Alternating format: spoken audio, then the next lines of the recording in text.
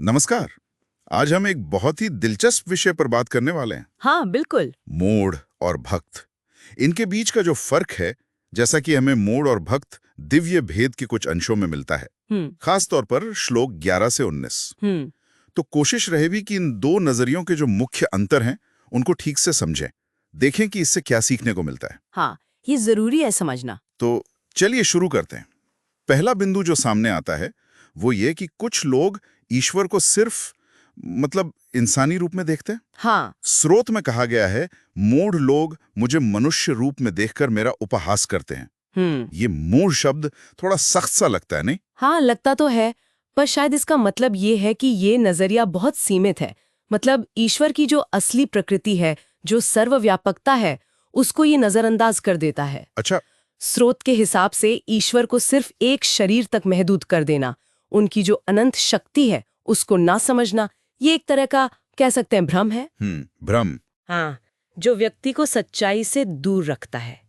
तो ये सिर्फ जानकारी की कमी नहीं है, बल्कि एक सोच का दायरा है जो दिव्यता की विशालता को, उसकी गहराई को पकड़ नहीं पाता। सही। तो ये एक वैचारिक सीमा हुई, सिर्फ अज्ञान नहीं। बिल्कुल। तो फिर इसके उलट कौन है, महात्मा जन या भक्त? हाँ। वो ईश्वर को कैसे देखते हैं? स्रोत बताता है कि वे ईश्वर को सृष्टि का अविनाशी मूल कारण मानते हैं। ये तो बिल्कुल ही अलग नजरिया हो गया। बिल्कुल अलग। और सबसे जरूरी बात यह है कि ये समझ सिर्फ दिमाग तक ही सीमित नहीं है। अच्छा। हाँ, ये उनके कर्मों में, उनके एक्शन में उतरती है। कैसे? स्रोत बताता है ना कि वो ईश्वर की पूजा करते हैं, भजन गाकर, स्तुति करके, सेवा करके, पूरी तरह समर्पित होकर। हाँ, और ज्ञान के जरिए भी, यानी ईश्वर के असली स्वरूप को समझने की कोशिश करके। तो ये एक एक्टिव रिश्ता है। हाँ बिल्कुल। ये ईश्वर के साथ एक जीवंत, गहरा और सक्रिय जुड़ाव है। ये ऐसा नहीं कि बस मान लिया और हो गया, ये उससे कहीं ज्यादा है। और फिर यहाँ बात और भी मजेदार हो जाती है। कहाँ पर? जहां श्रोत में ईश्वर स्वयं बताते हैं कि वो क्या हैं। वो ये नहीं कहते कि मैं बस एक शक्ति हूं। हाँ, वो लिस्ट काफी लंबी है। हाँ, वो कहते हैं, मैं ही यज्ञ हूं, मैं ही ओंकार हूं, मैं ही औषधि हूं, मैं ही मंत्र हूं, मैं ही अग्नि और मैं ही यज्ञ का फल भी हूं। ये तो बहुत कुछ है ना? और यही तो इसकी खूबसूरती है। जरा सोचिए, ईश्वर खुद को यज्ञ और मंत्र जैसे आध्यात्मिक चीजों से भी जोड़ रहे हैं। हाँ। और औषधि जैसे बिल्कुल भौतिक जरूरत से भी। सही। ये दिखाता है कि दिव्यता सिर्फ मंदिरों में या खास मौकों पर नहीं है, वो तो हर जगह है। हर जगह। हाँ, स्रोत तो यही कहता है, अस्तित्व के हर पहलू में, हमारे अनुष्ठानों में, प्रकृति में, यहाँ तक कि औषधि में, ठीक होने की प्रक्रिया में भी। अच्छा। जब ईश्वर खुद को औषधि कहते हैं तो हीलिंग प्रोसेस में भी दिव्यता है।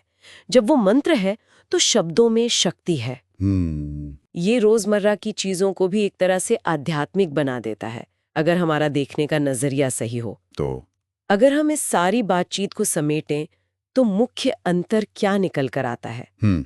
लगता है सब कुछ नजरिए पर ही है। क्या हम ईश्वर को बस एक सीमित इंसानी दायरे में देखते हैं, या फिर उन्हें सृष्टि के कण-कण में बसे हुए एक अनंत स्रोत के रूप में पहचानते हैं? बिल्कुल। और इसी नजरिए का सीधा असर हमारे कर्मों पर दिखता है। हाँ, या तो उपहास, या फिर पूजा, सेवा और एक गहरी समझ। सही कहा। ये श्लोक यही समझाते हैं कि ईश्वर को जानना सिर्फ कुछ बातें याद कर लेना नहीं है। नहीं, बिल्कुल नहीं। ये तो सोच में, अनुभव में और जुड़ाव में एक बुनियादी बदलाव है। हाँ, एक ट्रांसफॉर्मेशन है। ये उन लोगों के लिए बहुत अहम इशारा है जो ज्ञान की तलाश में है या जो आध्यात्मिक रास्ते पर आगे बढ़ना चाहते हैं। क्योंकि ये नजरिया बदलने से सिर्फ पूजा का तरीका नहीं बदलता। तो क्या बदलता? शायद पूरी दुनिया को देखने का नजरिया ही बदल जाता है। एक सोच में ईश्वर कहीं दूर है, सीमित है, दूसरी में वो यही है, हर चीज में, अस्तित्व के रेशे रेशे में। ये वाकई सोचने वाली बात है कि हमारा नजरिया हमारी हकीकत को कैसे शक्ल देता है। बिल्कुल। और इसी सोच को थोड़ा और आगे ले जाते हुए एक आखिरी विचार सबके लिए छोड़ जाते हैं। जरूर। अगर स्रोत के अनुसार ईश्वर खुद यज्ञ, मंत्र और औषधि जैसी चीजों से इतने गहरे जुड़े हैं, तो फिर हमारे अपने रोजमर्रा के जीवन में, हमारे आध्यात्मिक अभ्यासों में इन चीजों का हमारे कर्म कांडों का, हमारे बोले गए शब्दों का, यहाँ तक कि हमारे स्वास्थ्य का इनका असल महत्व क्या हो सकता है? क्या इनमें भी दिव्यता की वो ही झलक देखी जा सकती है जिसकी बात स्रोत कर रहा है? इस पर सोचना काफी दिलचस्प हो सकता है।